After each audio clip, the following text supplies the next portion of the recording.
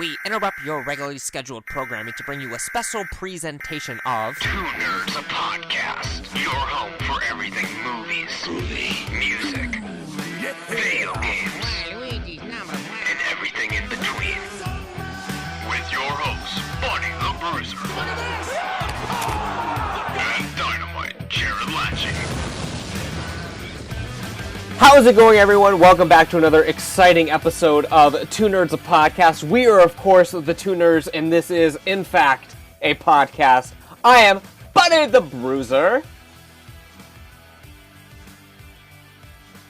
And I'm Buddy the Bruiser.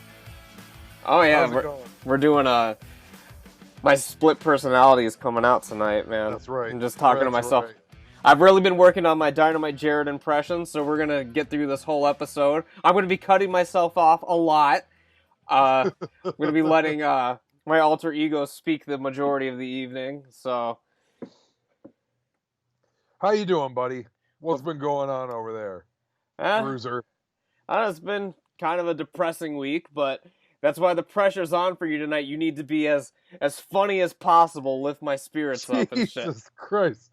What's going on? Why has it been depressing? Probably shouldn't get into a lot of it on the air. Oh, but... my God. The people want to know, buddy. Well, the people follow my social media that they would know. But yeah, so. Oh, Jesus Christ. I guess I haven't been following your social media. That's okay. The people know. The people are listening to this right now, and the people are like, Jared, you absolute fucking idiot. What the fuck, buddy? What are you... I mean, not buddy, but brother, what the fuck are you thinking about?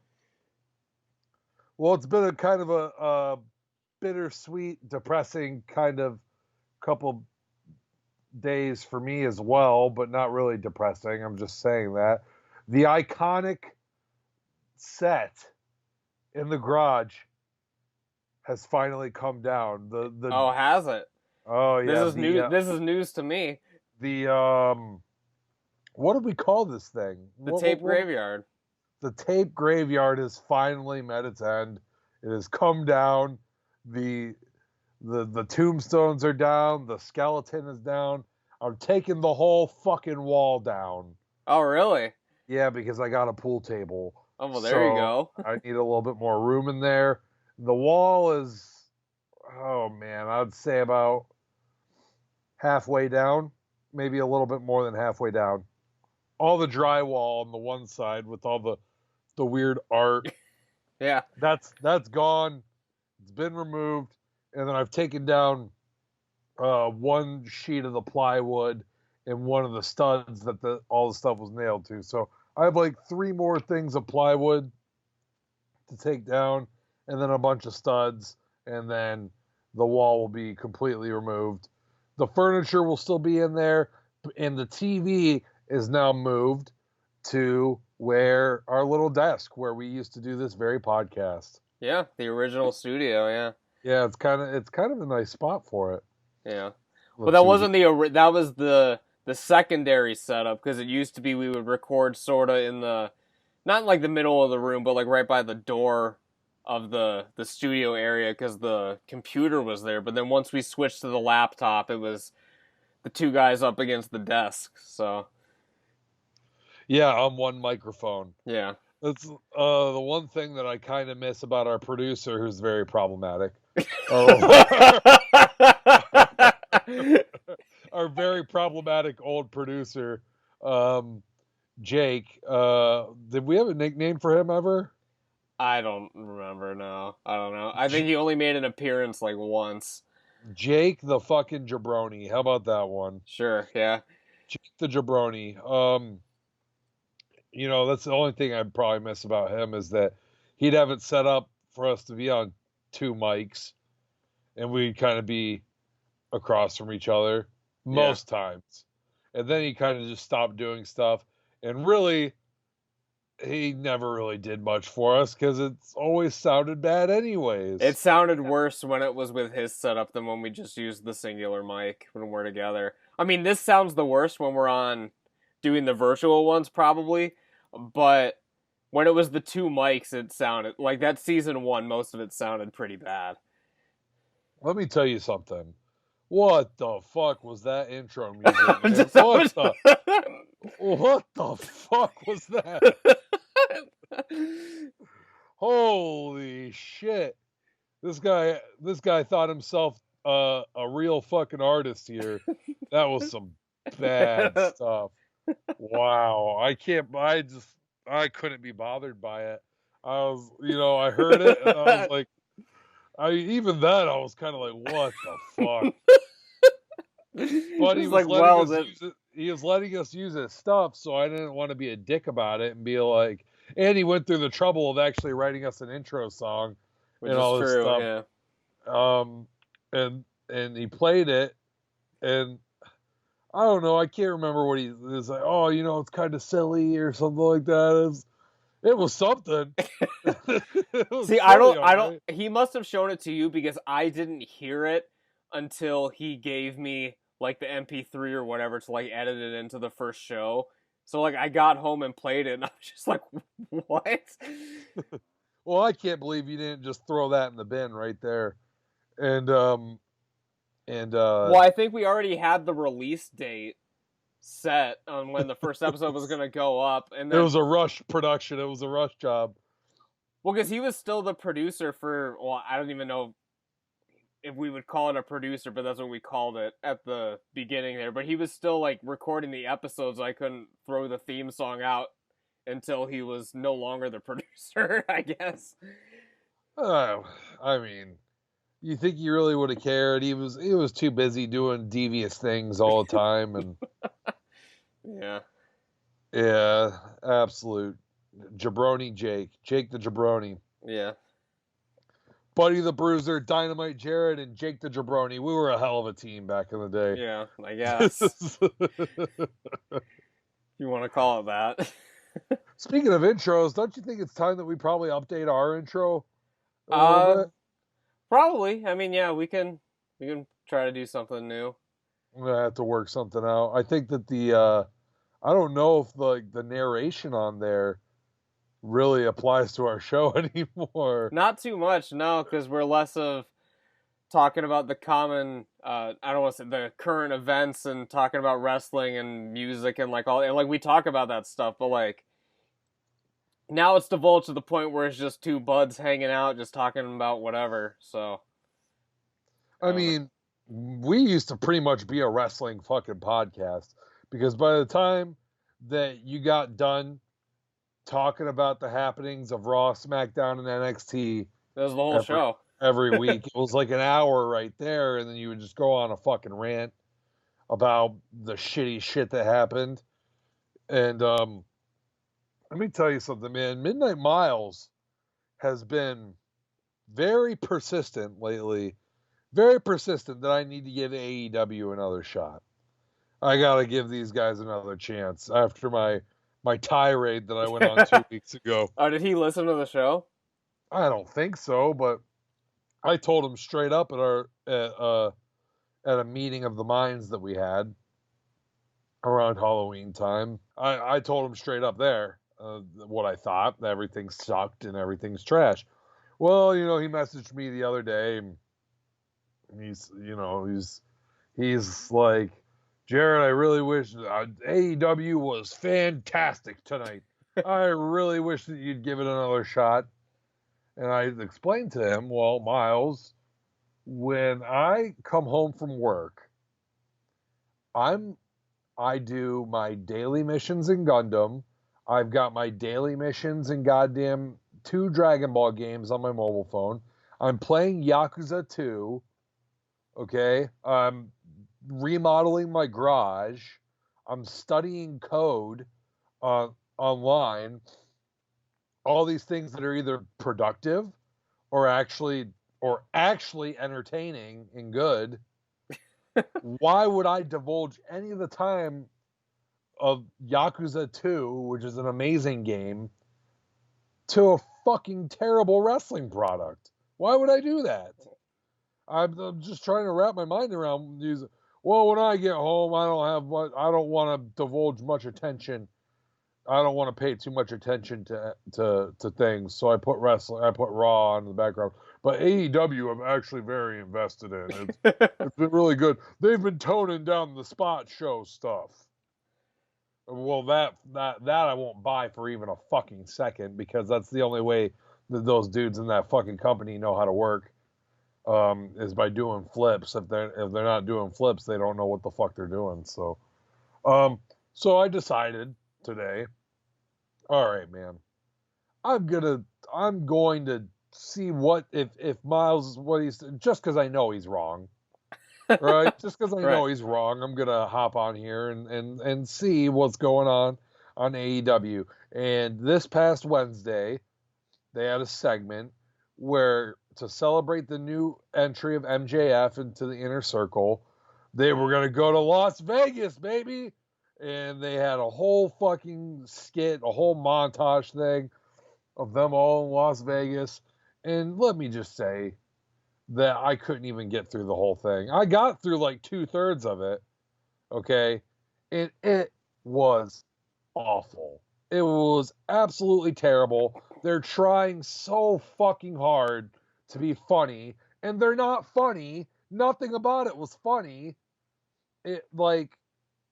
None of the jokes that they tried were funny. Like, Jericho and MJF are arguing about what shots they're going to get from the bartender. Bartender, get us 2 fucking scotches. No, bartender, get us 2. And the bartender's in the background changing the drinks. And I'm just sitting there like, I'm not even cracking a smile. This is how bad it is. It's like, holy fucking shit.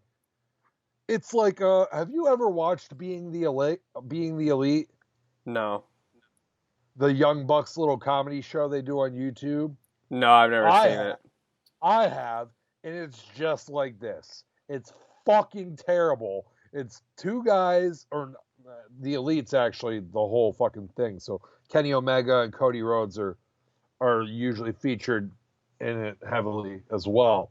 But, so, it's 4 guys that think that they're fucking hilarious because all these fucking smart marks fucking watch their show and tell them that they're hilarious, trying to do sketch comedy every so often on YouTube. And it's fucking terrible, and none of it is funny at all. And it's not even entertaining. I've watched like 2 or 3 episodes, and every single one, I'm just like, what the fuck? What the fuck, man? Like, leave the comedy to the fucking comedians, or at least a goddamn R-Truth, someone who's actually fucking funny. Yeah, I feel like wrestling, just in general. When you get goddamn Brock Lesnar to fucking corpse right there live on television, that you're probably kind of funny. Yeah. Which is what R-Truth did. So, that's true, yeah. He actually cracked Brock Lesnar. That's good. I mean, R-Truth is well liked with the boys, I guess. I mean, people think he's funny. Because he's fucking funny. And I've actually listened to podcast interviews with him, and he's a funny guy. Just his whole demeanor and persona, he just comes off kind of goofy. I feel like there's just too much wrestling, like, in general. Like, think about it. Like, you're working on a TV show or whatever, and I guess in WWE's case, you need what? 9? How long's NXT? Is it 3 hours now, or is it only 2? But regardless, you need... hell, it's 2 hours. Jesus Christ. You need like 7, 8 hours. Raw's the only 3-hour show. So what? 3 hours, and then 2 hours of NXT and 2 hours of SmackDown. So you need like... And 2 hours of AEW. Yeah. Well, I'm saying like just in WWE, like that's like... Why is math escaping me right now? That's like 7 hours of content a week you need to come up with. Like, I just feel like there's way too much fucking shit going on. And yeah, I guess from like Miles' perspective, if you're watching all of these shows, who the fuck has 10 hours a week to watch wrestling? I mean, I just watched 10 hours in the past 2 days watching the Last Dance, but that's a different story. I couldn't do that every single week. Fucking good. That's the difference. But I couldn't devote that kind of time every single week. It's actually a good, compelling documentary, and every fucking episode ends with like a cliffhanger that's like, holy shit, I need to watch the next episode. Editing that together must have been a fucking nightmare. Just going through all that archive footage and like it's insane to me like how they pulled that together. Well, what I'm very interested in is they're doing the people behind that are making a Stone Cold documentary. Are you shitting me right now? Yeah, I did not know this. They're working on a Stone Cold documentary, Jesus and Christ. that is going to be fucking fantastic. I'm gonna die right now. It's going to be so. I don't think it's going to be 10 episodes. Yeah, but goddamn it! But goddamn, if it was, I'd be on board with all 10 of them. If we get a solid 5, like at least that'd be good. Yeah, that'd be amazing. That's just a really good series. I enjoyed it. A hell of a lot more than I enjoy anything in wrestling. And to say, all right, so I'll give wrestling a fair shake because I still love wrestling. And I still keep up with podcasts and stuff that update me on the goings on. Here's the thing: if we actually hated wrestling, we wouldn't devote time talking about it because it would just be some irrelevant thing that we like don't even think about. You know, like we're not fucking talking about like figure skating or like something that's like completely not what we're into. You know, so right? Yeah, clearly. I mean, Miles is like, oh, I'm hopeful that things will get better, and that's why I keep watching. Well, listen, brother, I love wrestling, and I'm hopeful that things will get better too.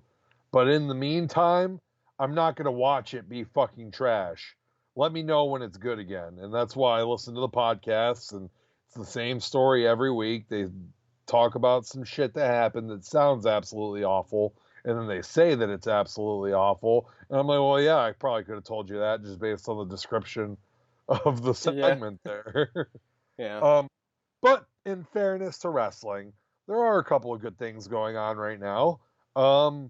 Pat McAfee and his little group on NXT are pretty damn good.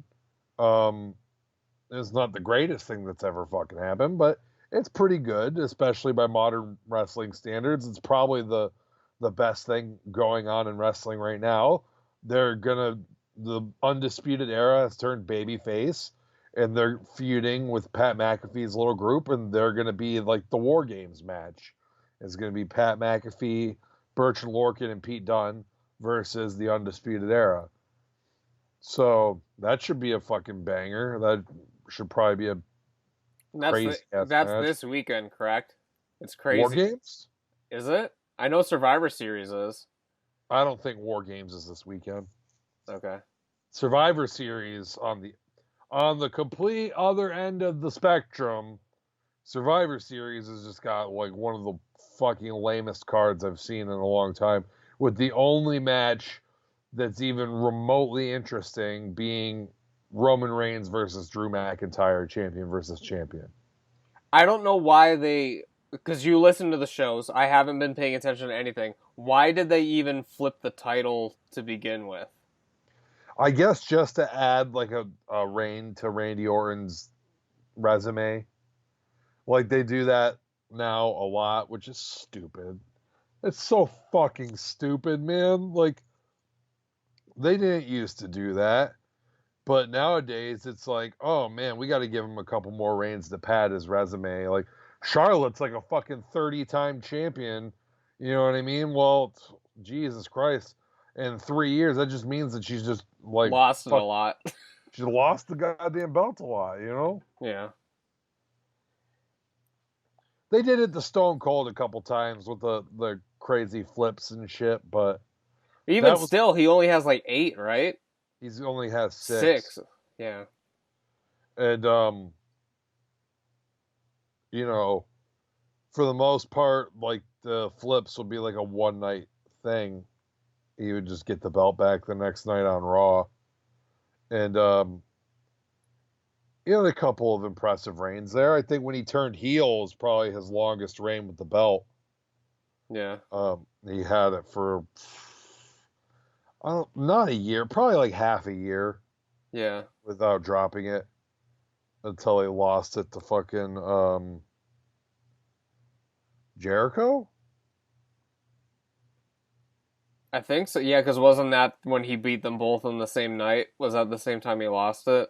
Yeah, but for the I want to Undisputed. say he had to have lost it at some other point because he was a babyface in that match. Jericho was the heel. That's true. And I don't think Yes, that there'd have to Austin be a time in between that. I don't think that Austin made. I think Kurt Angle might have beat him for the title at some point in his heel run. Maybe. Yeah, I don't know. Well, I'm not sure. I mean, listen, for somebody that fucking hates wrestling, I listen to more wrestling podcasts than fucking probably anyone on the fucking planet. So, I mean, I listen to Jim Cornette's, both of his podcasts. I pick episodes of Grill and JR. Whichever ones sound very interesting to me, I'll pick those out. Or really any of the Conrad Thompson podcasts, I'll pick one out if it sounds interesting. I listened to the Soul Monster Sounds Off, and just recently I started another one called Wrestle Me, which is Pete Donaldson, who he co-hosts the Abroad in Japan podcast, but he also has a podcast on the side where him and his buddy are watching every WrestleMania and then just kind of like reviewing it and talking about it on the podcast. Yeah. Yeah.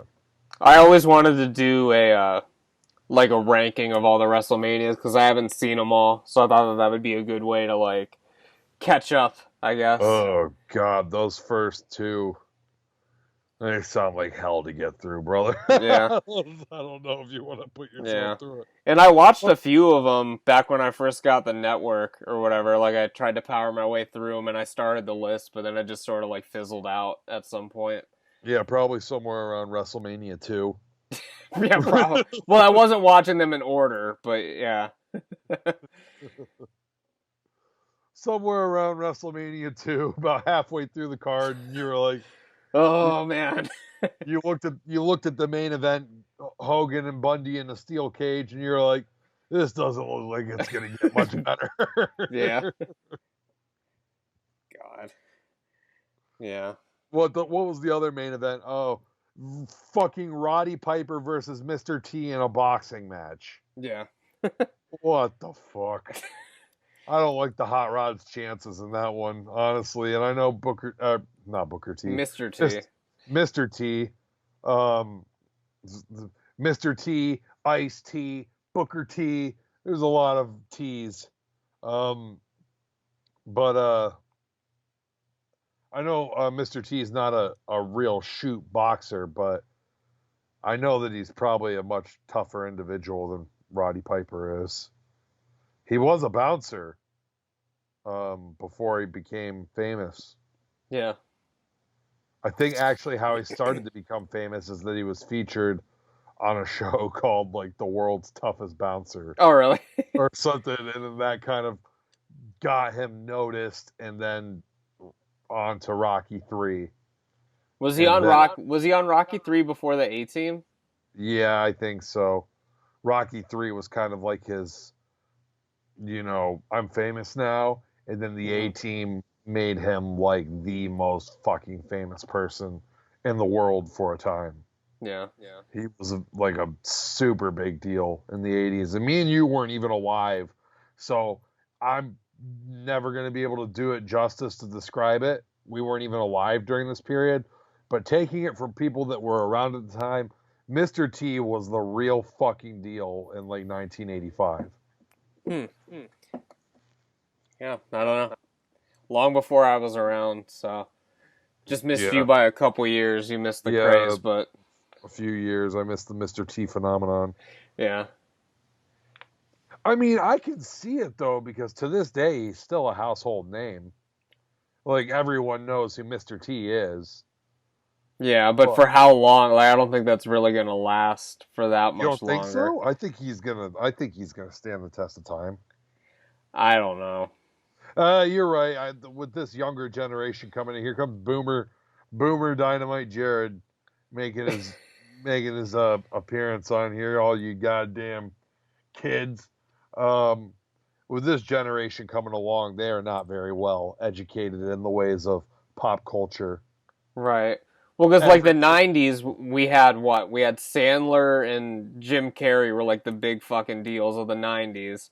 And I feel like Just just those two. Yeah, just them. Those are the guys that you decided to pick. I'm not like Kurt Cobain or like fucking I don't know. I was just thinking in terms of movies, I guess, and Movies. and I like Mr. T was like I don't know, man. He was more than an actor though. He was just like celebrity. You know what I mean? Because he had this weird, awkward rap shit that he did too. I wasn't aware of that, but okay. You don't know about? I could have gone the rest of my life without knowing that, but now I know it. I can never go back. You don't know about Treat Your Mother Right? No, I don't. It's not ringing any bells. No. Oh my god, buddy, you got to pull it up right now. Pull it up right now. We get the. Is there any way to play this audio on the podcast so we can both react to it at the same time? What's it called? Mr. T what? Mr. T, Treat Your Mother Right. It's got 6.9 million views. This is a fucking hit, man. This is incredible. I can't believe you've never seen this before. Well, you couldn't be more than 5. You're so fat. Can you hear it? Yeah, I can hear it. All right, good. Yeah, well, you're so As long as we keep talking over it, we won't get copyright strike, probably. So. Well, this first part's important. Wait a minute. There he is.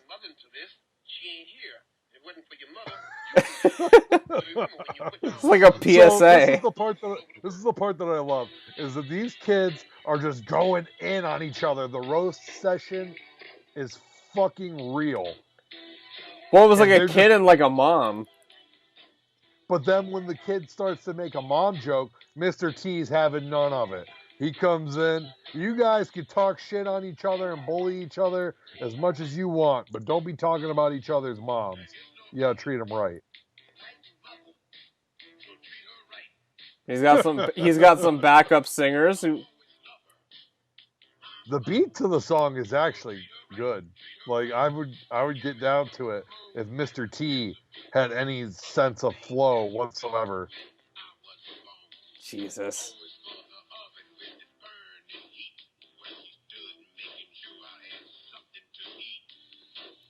The comment says, listen to that sick beat, just like someone beating a trash can with a baseball bat. That's a real street sound.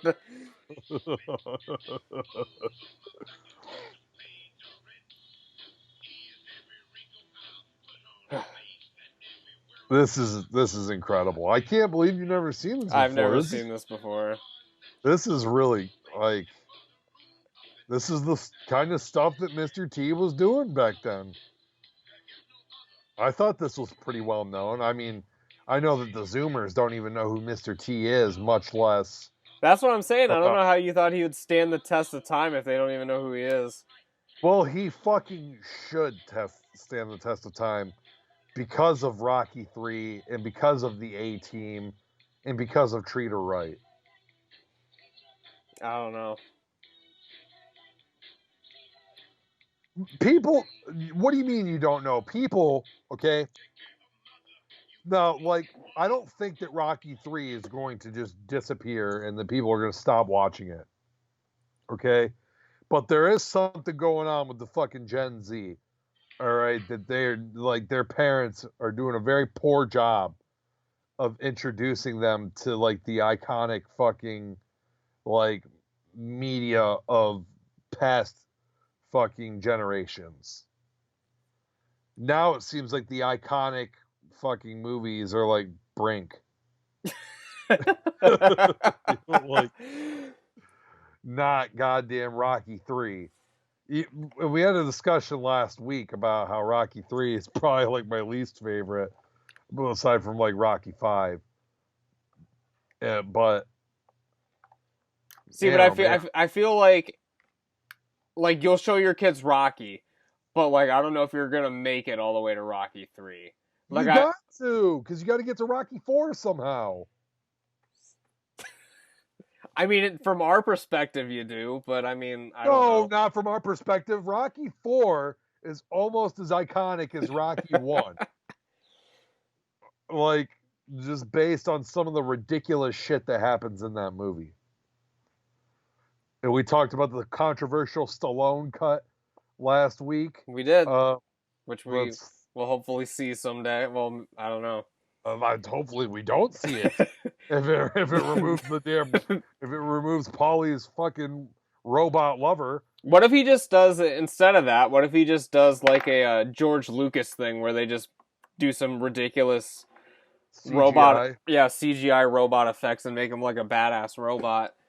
Oh my god! And Rocky, and he's edited into Rocky's training sequences on the mountains. Yeah, Rocky's training with the robot. They're sparring. yeah. Yeah. No, just leave it alone. There doesn't need to be a Stallone cut of Rocky 4. Rocky 4 is cut perfectly. Yeah. Perfectly cut. Rocky 1 and 2, perfectly cut. You could probably make some edits to Rocky 3. But even then, I would say no. And like we said last week, Rocky 5, yeah, you can release a Stallone cut of that, where it's like the scene where Rocky retires, the scene where he's shadow boxing to the fight, and then the street fight at the end, pretty much. Yeah. To make it like a 20-minute movie. Yeah, just like a short film, a little featurette on the box set. Don't even make it a full film. You know, I really liked the beginning of Rocky 5 when he like had to retire and everything. It was like a return to like the serious tone of the first two movies. And well, that was the idea, because didn't he direct Rocky 5? He directed all of them except for Rocky 1. And he wrote Rocky 1. I knew he wrote it. He wrote all of them, and he directed 2 through 5. I didn't know he directed 2 through 5. I thought maybe not 2, but 3 through 5 definitely. I still think he directed 2 as well. But regardless, yeah, the idea was to return it to the roots. And at the beginning, I thought it was doing a really good job. And then it just gets to like that middle point, and it's like, oh, what the fuck is this? Yeah. And it just completely fails. I'll be damned, he did not direct Rocky 5. What?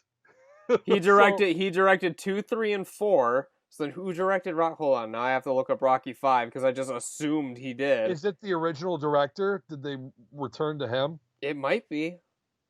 John Avildsen, who was the director of the original Rocky, yes. So, a return to form. All right. See,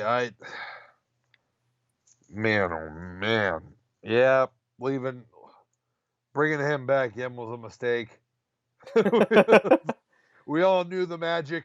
We all knew the magic of Rocky 1 was in Stallone's writing and his performance, and not so much the direction of John Avildsen.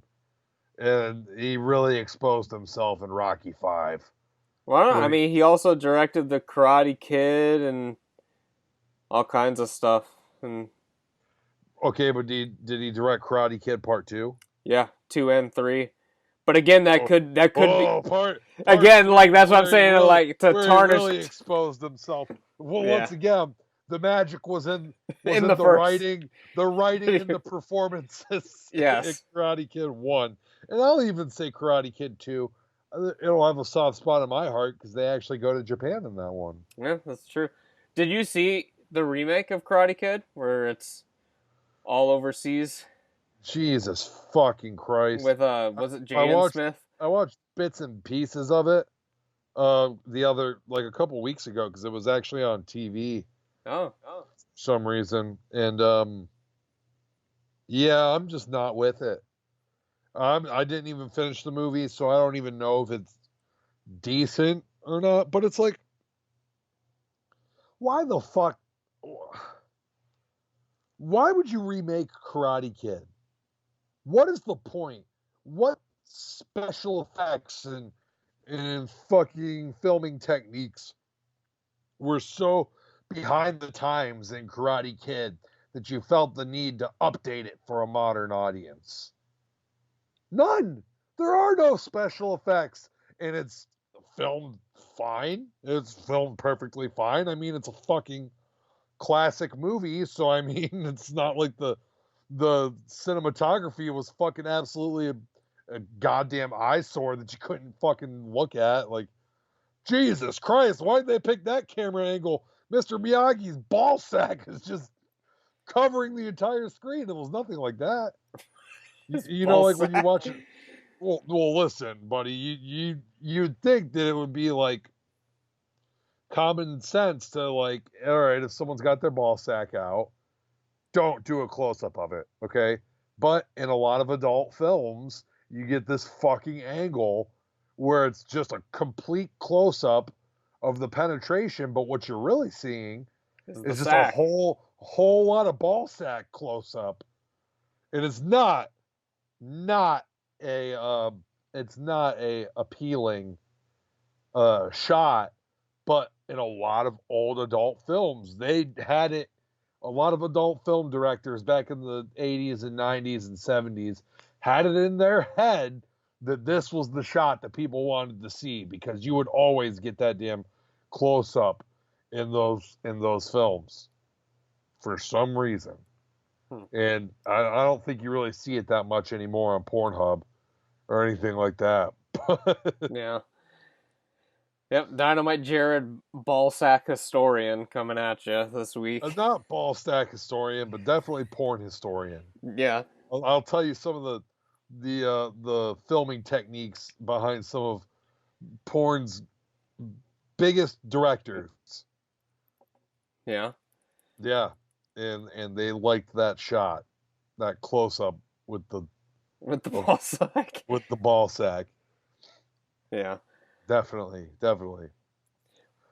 So yeah, explain to me why they needed to remake Karate Kid. There's no if anything, they probably added some effects to the new Karate Kid that were probably horribly out of date by the time the movie was even released.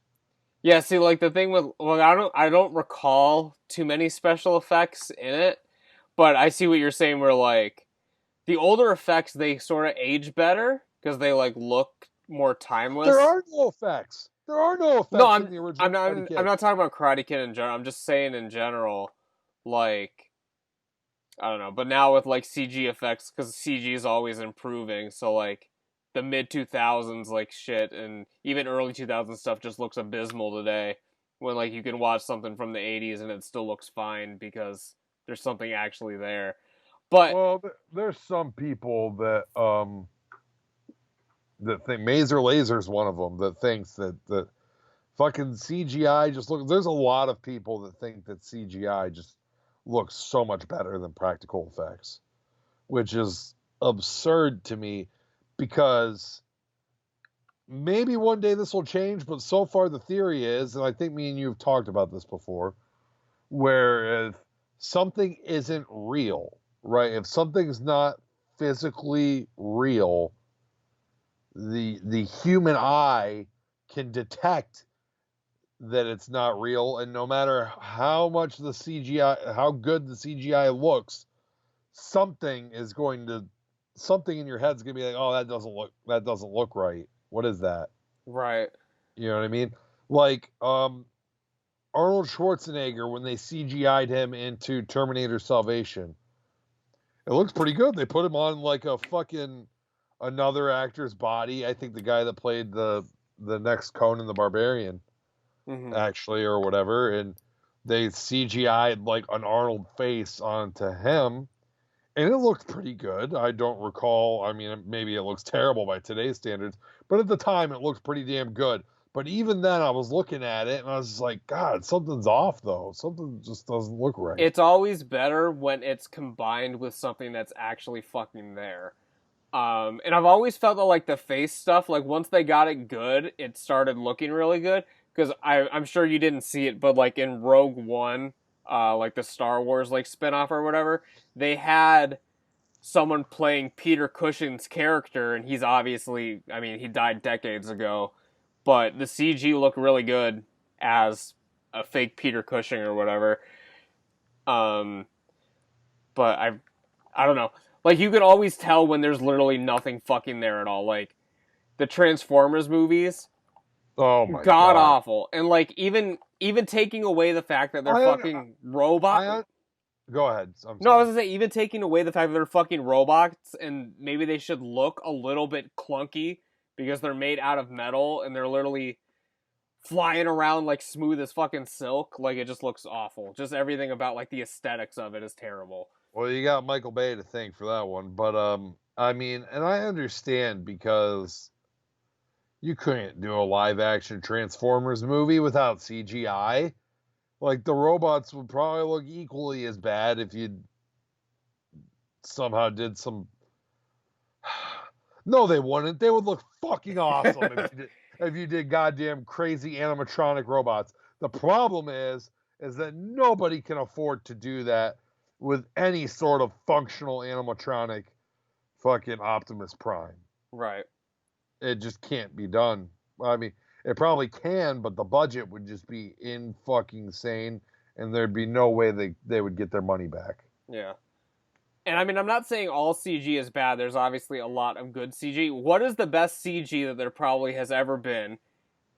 And it's in fucking, I'd probably have to say Jurassic Park. All the way back then, because it's combined with stuff that was actually fucking there. I'll tell you what the best CG that there's ever been is. Probably in, like, the fucking Irishman, when they're making them look younger, because I couldn't even tell. In some scenes it works, in other scenes it looks awful. In the Irish. I never noticed it looking awful, but I mean, I digress. I don't even know if you remember this scene in it, but there's the ones, and I don't know if it's attributed, because when they did the effects in that one, they still used all the old actors, but then just made the faces younger, right? So there's the one scene where, like, Robert De Niro is supposed to be, like, in his 40s, like, beating a dude up, but he's, like, lumbering around like a fucking 90-year-old dude, because that's what he is, and it just looks so fucking bad with, like, the young face on it. And, like, they should have just used a younger actor for that scene, because he's supposed to be giving this guy the business, and he's fucking, looks like he can hardly stand up. It's a far cry from fucking Cape Fear, isn't it? Yes. Oh my god. I remember the first time I watched Cape Fear, and I don't know if I talked about this on the podcast or not, but it's my first time ever seeing fucking jacked Robert De Niro. And I know I think he's in, like, pretty good shape in Taxi Driver, and well, he's very slim in Taxi Driver, but, like, Raging Bull, I mean, like, he plays a boxer, so, like, he's kind of, like, buff in that. But he does, like, the Christian Bale thing in that movie, where by the end of the movie, he's, like, normal Robert De Niro, out of shape, fucking slime ball. Like, right, yeah. But in Cape Fear, there's not a fucking ounce of body fat on this guy. He is, like, Jesus Christ, he looked like he was Christian Bale shaping up to fucking play goddamn Batman. And it's right at the beginning of the movie. He's, like, doing pull-ups with no shirt on, and he's like, fucking, Jesus Christ. I was like, that's Robert De Niro? Did they fucking paste his head onto someone else's body? Yeah. What the fuck? And that you would was think. That was like, what, 93 or 93, something? 93, 94, yeah, so they probably shot it in, like, 92. Like, Robert De Niro was not in his prime anymore. In that, like, would you still consider that his prime? Maybe, I mean, not prime acting years, but not prime physical. No, not prime physical. I mean, he was probably, like, in his 40s then, I'd imagine. Because he was in his 20s and the 70s. So. He looks like goddamn... who's a fucking wrestler in their 40s that's in really good shape? AJ Styles, I guess? AJ Styles, yeah. But... I don't know. I was always mind blown when I went back and watched all those De Niro films, because I was first introduced to him through Meet the Parents. And then I was like, what the fuck? Like, this guy's in, like, mob movies? This guy's in fucking... Because I'd always heard the fucking Taxi Driver shit when I was a kid. Like, they quoted it in, like, Rugrats and, like, all these, like, other shows, like when he's, like, doing, like, the mirror scene or whatever. But, like, I had no fucking clue what it was from, and I had no idea it was Robert De Niro. Well, but Ricky hates that movie. I know, he's talked about it before. Rick the Dick Pizer. Miles is great defense. It's a character-driven piece. And Ricky said, "It's a piece, all right." Not a popular opinion on old Taxi Driver, but goddamn, what was somebody? Your boy Kevin Sidback works with me. My boy. Your boy, he always asks about you. Really? All the time. Yeah, he's always, how's Buddy doing? I talk to him about once a week. And, but the other day I was listening to Thursday, and he walked into the kitchen while I was listening to Thursday during like a breakdown or something where like I'm not sure how the vocals work in Thursday. I know the one guy's the lead singer, but I don't know if the guy doing the screaming is like their guitar player doing backup or whatever, or if it's the lead singer just screaming. But somebody was screaming during a breakdown. And their screams are kind of like the particularly like emotional ones where you think that they're actually screaming and that their throat's gonna fall out of their fucking mouth. And he's like, "What the fuck are you listening to?" And I was like, "Oh, it's Thursday." And he just came back without any fucking thought. It was like a fucking Jim Cornette wrestling promo. Like, he's so quick-witted with it. He's like, "Thursday? They should have quit on Wednesday by the sound of it." Jesus. Oh, man. That was a good one. It made me laugh. I'm like, you know what? You missed your calling as like a wrestling manager in like the 80s. Yeah. You probably couldn't get away with it now, but No. yes, wrestling managers is a dead breed. Can you imagine what a gig that is? I mean, I guess you probably got to get your ass beat every now All the and time, yeah. but like, all you do is just fucking go around and talk shit. Well, Jim Cornette people used to try and stab him and stuff. Oh yeah, and when people thought it was serious, yeah, I mean, could be dangerous. He said that one time Paul Heyman did a shot in like the South, and I guess he got the crowd a little riled up. But by Jim Cornette standards, it wasn't that bad. But he said that to hear Paul Heyman tell the story, it was like he had to get through and plant the flag in Iwo Jima. Oh, man. Anyways, yeah, I mean, what else is going on? I don't know what else is going on. No. Nothing. I've really wanted to fucking work my way through all these damn Yakuza games. So by the time that I get a PS5 and the Yakuza Like a Dragon PS5 version comes out, that I can get working on that. I saw a clip on YouTube from one of the side quests in the game where you walk up on some white guy and he's a tourist and he's like, "Excuse me, can you tell me how to get to the nearest station?" And so the main character, and this clip on YouTube is the Japanese version of the game. Uh-huh. So when the English guy is talking, his caption bubble is in English, but then when you get your Japanese options and shit, it's all in kanji and everything. So I can't read what's going on. And the whole thing is that the main guy can't understand English. And he Right. like has misunderstandings. So he starts yelling something in Japanese at this white guy. And he's like, "Oh no, can you show me help me get to the nearest station?" And then he's like, "Oh, Nandayo!"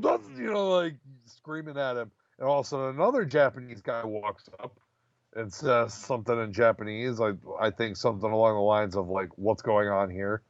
And then the guy's like, can you help me get to the nearest station? And so then the other Japanese guy says, go straight, turn right, go, go, go. You can do it. Believe in yourself. What? And then the guy says, oh, thank you. It just leaves. And it's kind of like I had a situation kind of similar to it when I was in Japan. Or you just had guys screaming at you? No, but the believe in yourself kind of deal, like the pep talk, like the encouragement or whatever, you know what I mean? They so one day I was it was late at night. Yeah, it was like my second night there. I had just woken up basically. Well, no, I went to the Gundam store, but this is a couple hours after I had just woken up after my horrifying night in Kabukicho and Shinjuku. So like a couple hours later, I'm at the Gundam Museum. Because I woke up at like 5 p.m. on a Sunday. You know, not really much to do. I went to the Gundam store and then I got back to where my hotel was and I rented a bike because everything was closed Sunday night. And I was like, I'm just going to ride my fucking bike around Tokyo. And it was really nice. And I decided that I'm not going to use my phone. I'm just going to fucking ride around. And I kind of want to go to the Tokyo Skytree Tower. Okay, you know, not that far from me, but, you know, at the same time where I'm at, the buildings are kind of tall. I can't really fucking see it from where I'm at. So I'm riding down the street and there's these two guys. And I'm like, oh, you know, sumimasen. Skytree, you know, Tauru or something, you know, like, and they're like, oh, like, you know, like, so they kind of point there, you know, and then, you know, like, you know, turn right or whatever, go across the bridge and then just keep going. You know what I mean? And I can't remember if they said it in English, in like really broken English, or, you know, some English, some Japanese. They said it in a way that I understood it. And then they, you know, and then when they got done helping me, and I said, you know, oh, arigato gozaimasu. And they said, Gambate! Which means, like, go for it, or you can do it, or something, or, like, good luck. You know, something like that. It was, like, random encouragement for me, even though you've given me pretty good instructions as to how to get to this fucking thing. And it's not that. It was, like, a 10-minute bike ride away, so it's not far. And then once you get across this bridge, you can see it, like, from everywhere, because it's so fucking tall. But they wished me good luck, even though look, it was a relatively easy task. Yeah, man. Very friendly. Just pushing you along. Because you said like a similar thing happened, like when you went to go find your coin locker and you like went to the like police station or whatever. Like the guy was like really trying to like help you out and like say all this stuff, but then he wouldn't leave you alone because you're like, all right, Cat, I just gotta start looking around. Like I can't stand here and just listen to you. Yeah, I started getting frustrated with this guy because he's just like keeps telling me to wait. He's gonna help me find my fucking locker. No, brother, you're not gonna fucking help me find my locker. You have absolutely no fucking clue where it is. Who would have known that the people with the information where I could fuck the hottest girl in Tokyo, they knew where my goddamn locker was in like 5 minutes. And they cheered me on as I opened it and discovered that it was mine. Yatta! And then I thought they were gonna mug me, but they didn't. That's good. That's always good not to be mugged. So nobody was gonna mug me. But it was just like one of those situations where being from America, when people are watching you get into your personal items, you know what I mean? You're kind of wary about it. I don't like people looking at me while I'm holding my wallet in my hand. You know what I mean? yeah, I don't like people looking at me ever. Doesn't matter the situation. So don't look at me. Yeah. I'm American, goddammit. Don't look at me. We're all Americans here. We don't trust each other. We don't. How's it going at Target, buddy, with the mask situation? The mask situation hasn't been so bad the past couple of days since the announcement that it's like when DeWine came out and he was like, "Bro, like you're gonna get shut down if you're not wearing a fucking mask." So now it gives me an excuse to be a dick to people. So if anyone comes up to me, I'm like, "Where's your fucking mask?" Basically. So before it was just like, yeah, it was a rule, but like there was no way to like enforce it. Right. I guess Nobody was talking about it. so. But it hasn't been that much of a problem. It's just this month has been pretty hectic and work's kind of been kicking my ass because like Black Friday isn't gonna be a big of a thing as it normally is. At least they're trying not to make it. So like they've been spreading the sales out throughout the month. So like every Right. day like something else is on sale. So it's just like I mean like as I told you, like I've been having to go into work like 4 or 5 a.m. just to like get shit ready for that day. And so yeah, it's just been a little hectic, but you know, it is what it is. So Yeah, it's not going that good at my job. We've been instructed to basically be a dick if someone's not wearing a mask. And I still haven't done it yet. Like, because I don't see anyone else doing it, and I just don't feel like fucking. I don't like being the guy that's raising a fuss at work. yeah. But it really pissed me off yesterday when I was at Subway getting my daily sub. And there was this girl that was probably in her mid-20s that came in behind me. She was, I mean, a nice, probably kind of attractive girl, young girl. A young lady, I should say, not young girl. That's not good. Uh, attractive young lady. And, so the Subway guy says, "Oh, miss, you need a mask in here. Do you have one?" And then she's like, "Oh no." And then she's still just standing there. And he's like, "Well, we have one. We have some for you. Do you need a mask?" And then she was like, I'm medically exempt." What? No, you are not, madam. You're fucking 25, look to be in perfect health. You're just a young fucking smartass. You're not fooling anybody. What the fuck?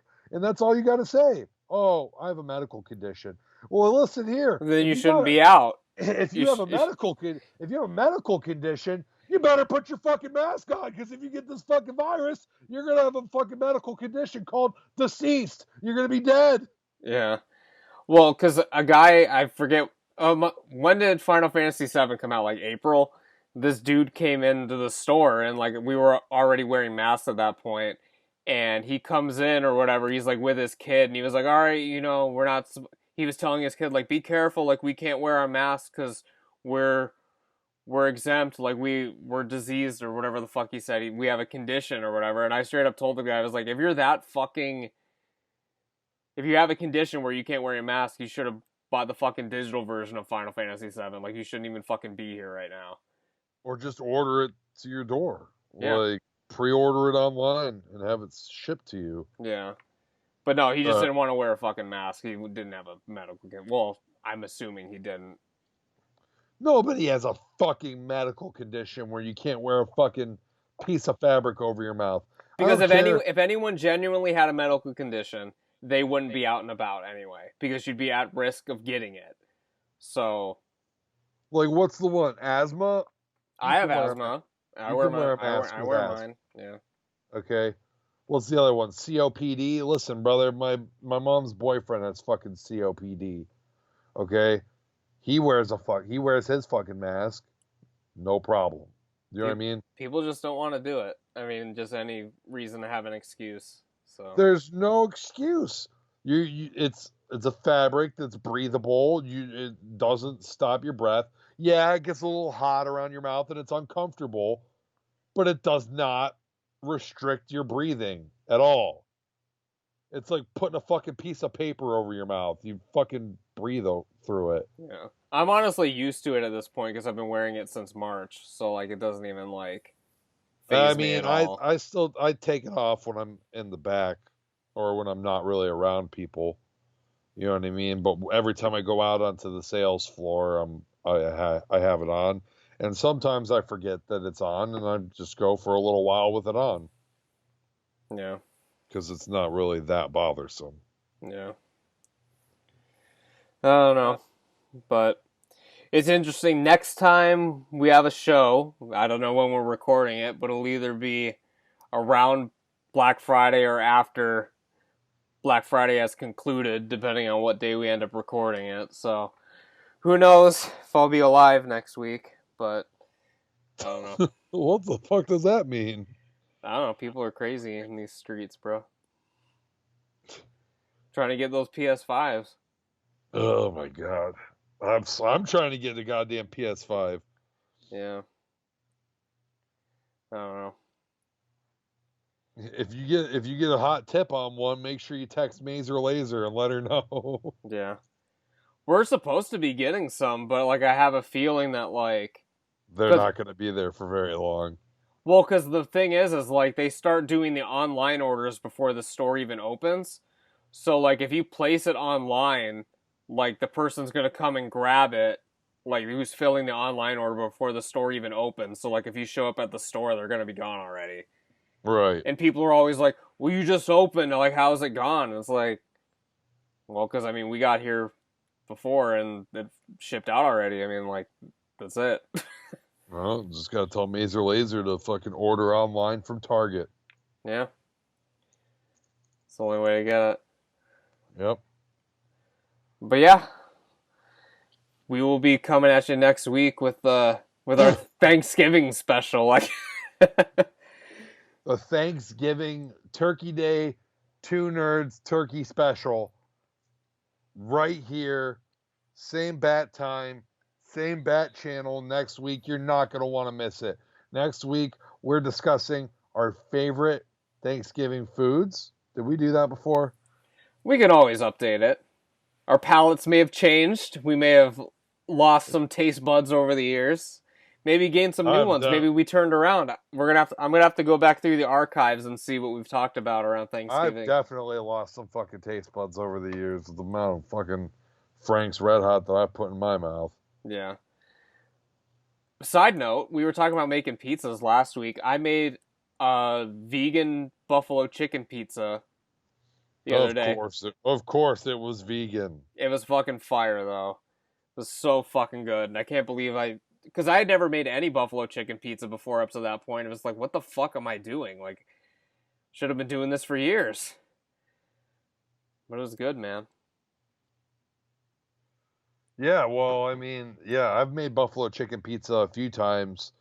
And sometimes it's better than others. I think that if I made it now, it would probably be the perfected recipe, because last time I made pizza, I really got it right with the brushing the crust with the olive oil and the garlic powder on the bottom part. It turned out just right, so I think that I would hit the fucking... I think that I'd get the buffalo chicken pizza just right next time. Yeah. No Star Reviews called you out a little bit last week. Well, not you, but he said that... let me pull it up. He said something about Gordon Ramsay would have to, like, stab you. Gordon Ramsay would stab you with grilled cheese for using canned sauce. What the fuck else am I supposed to do, man? I'm not a chef. What, am I supposed to use the bottled sauce? Listen, man, okay? Because I kind of like to cook. Well, but I'm not a chef, okay? And I know, just as well as anybody, when you start to get into doing these homemade things, you're making your homemade sauce and all this shit, it takes days, brother. And I don't have the fucking foresight to be like, all right, I need to prep this sauce and let it fucking sit overnight so that I can make pizza 3 days from now. What kind of sauce are you making that it takes 3 days overnight? There's stuff, man. Every time that it seems like I look up a recipe to do something homemade for any kind of sauce or seasoning or whatever, it's always like, you know, you gotta fucking let this sit for overnight, or fucking, you know, you gotta let this fucking chill for like 3 hours, and then you fucking do it. Listen, no, when I want to make a goddamn pizza, or when I want to make a fucking food, I want to make, like, that's when I want it. I decided then. I was like, oh, I want curry. All right, I'm gonna go in there and make me some fucking curry. Right. Not, no, I'm gonna sit here and wait for fucking my fucking curry shit to be properly seasoned and fucking and all this. No, I'm gonna go to the store and buy the goddamn curry sauce. Yeah.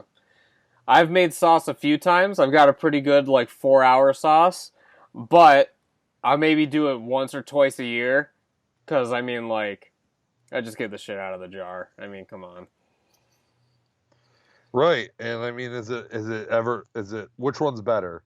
Your homemade or the jar? I mean, the homemade is better, but I don't think it's necessarily worth the 4-hour effort all the time.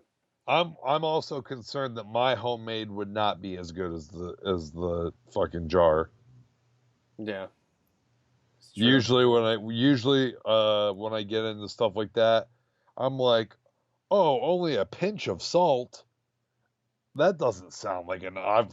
I've put in 17 cups of fucking tomato juice and only a pinch of salt. How am I gonna taste the salt?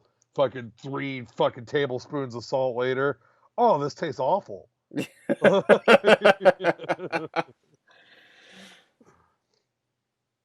So that's usually how it goes for me. Yeah. I don't know, man. We've talked about a billion different things. What are we calling this one? What's this? What's the thumbnail? What's gonna get the views? Oh man.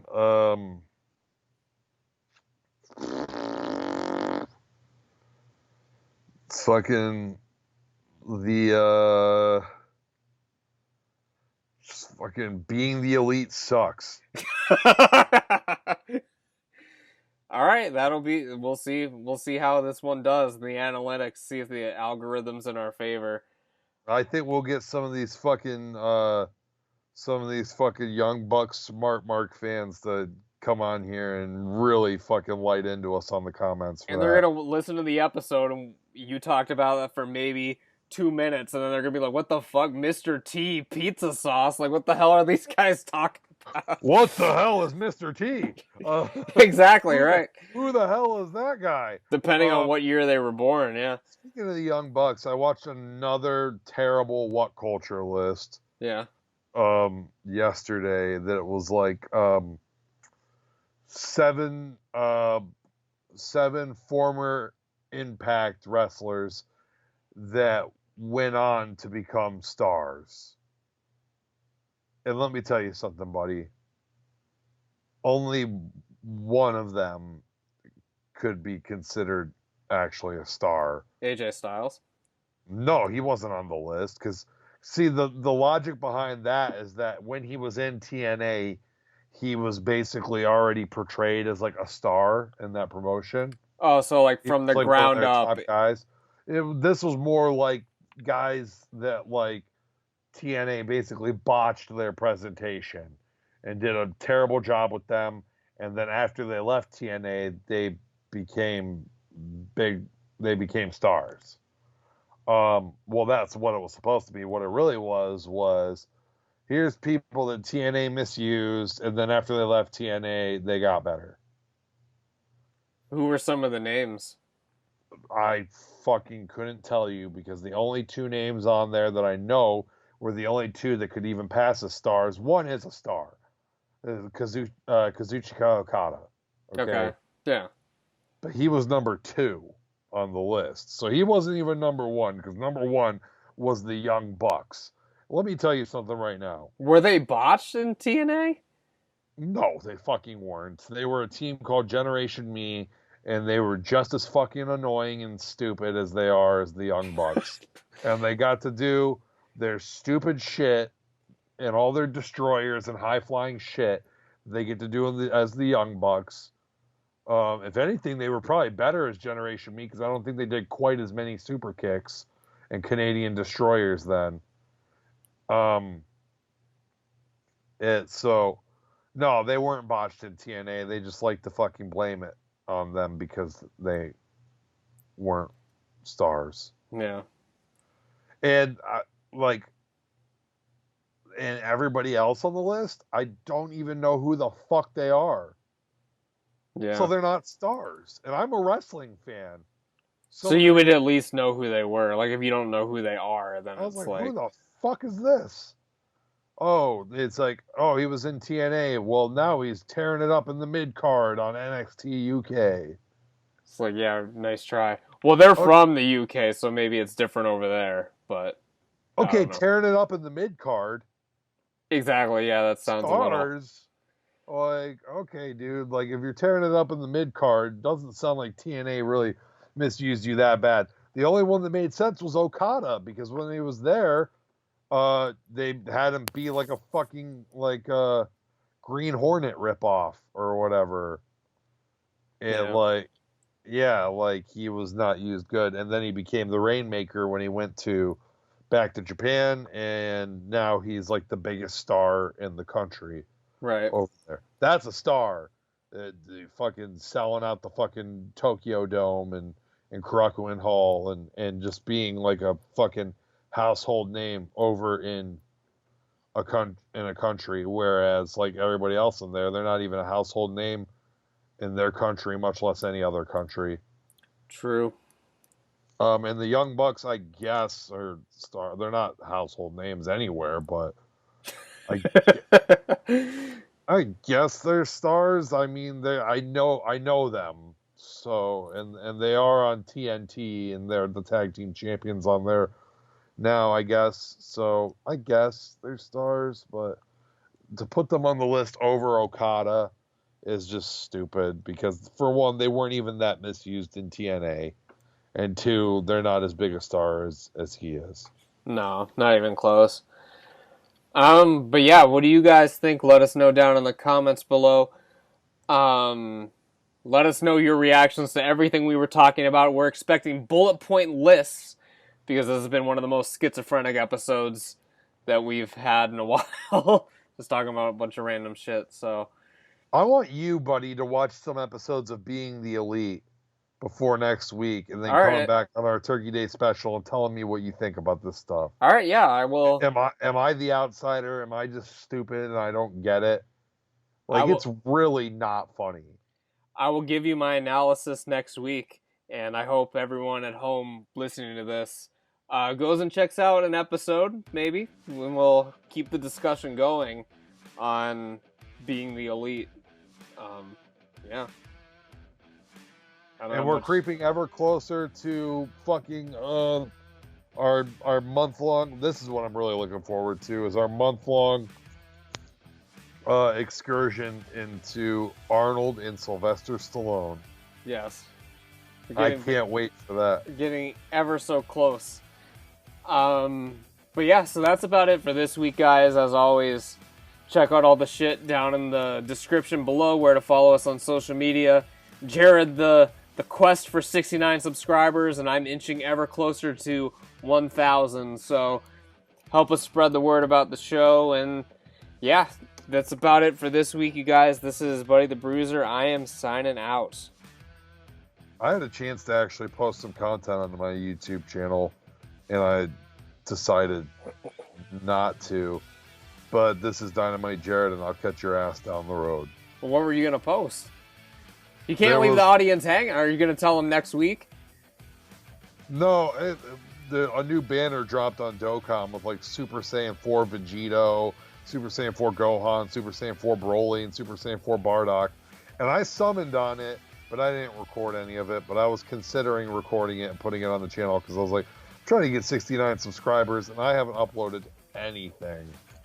And then I decided, you know what? I don't feel like editing that. And so I just fucking did it. Well, it's a good thing you told us now. But I got all the Super Saiyan 4s, so... I was gonna say, it's a good thing you told us now, because if we would have left it on that cliffhanger and you told us that next week, there would have been some disappointed comments. I'll say that. But yeah, so this is Buddy the Bruiser actually signing out, and we will see you next week. Catch your ass down the road.